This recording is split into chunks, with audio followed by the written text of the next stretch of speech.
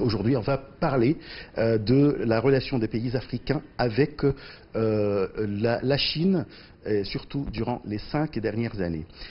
Ma première question, ça concerne les investissements chinois dans les pays africains en général durant ces 5 dernières années.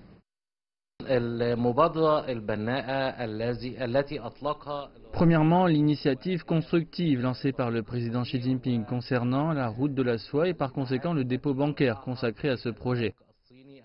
Ce dépôt comprend une somme de 200 milliards de dollars consacrée au projet de la route et 100 milliards pour la ceinture.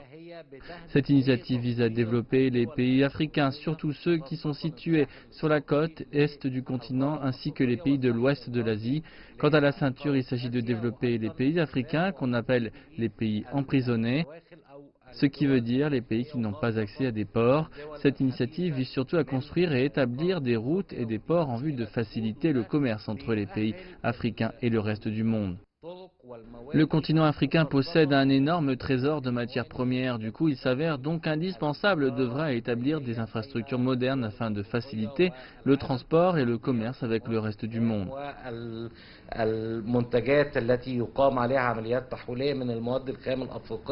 Votre Excellence, qu'attendent les pays africains de la Chine, surtout après la tenue du Congrès national du Parti communiste chinois?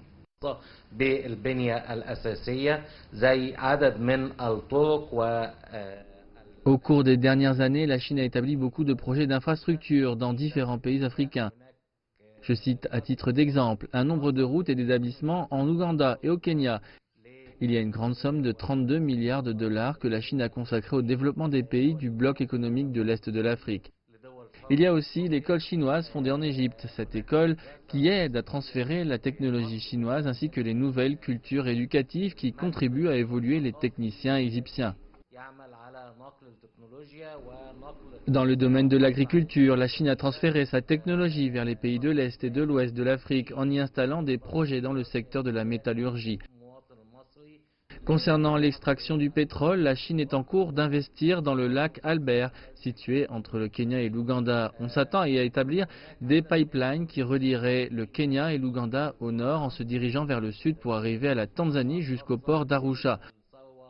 Les Chinois respectent toujours les traditions et les lois des pays où ils investissent. Il y a un nouveau terme qui est le système chinois qu'on utilise actuellement dans les pays africains.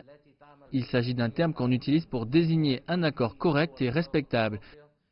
Quand un projet jouit d'un financement correct, des clauses respectées, d'une production parfaite et d'une bonne direction, cette formule est alors appelée le système chinois.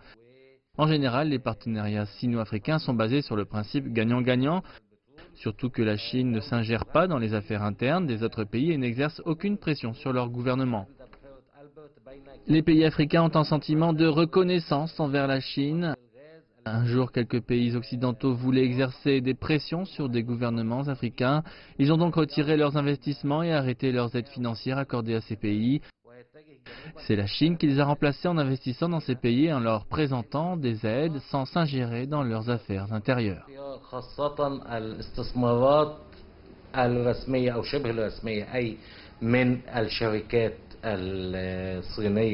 Je vous remercie beaucoup, Monsieur l'ambassadeur.